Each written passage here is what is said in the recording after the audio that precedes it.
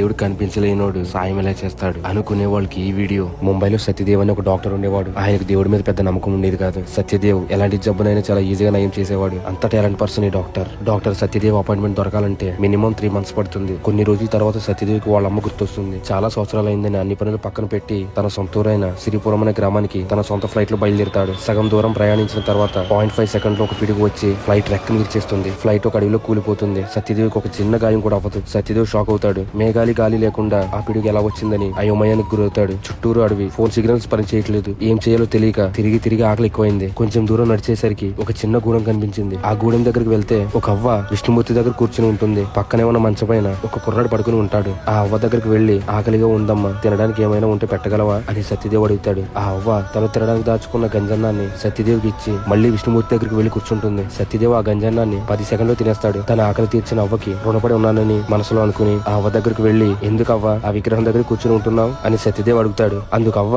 మంచం పైన పడుకున్న నా మనవడు 6 నెలలు బట్టి అనారోగ్యంతో బాధపడుతున్నాడు. పట్టణానికి తీసుకువెళ్తే ఈ వ్యాధి ఏంటో మాకు తెలియట్లేదు. ఈ వ్యాధి నుండి మీ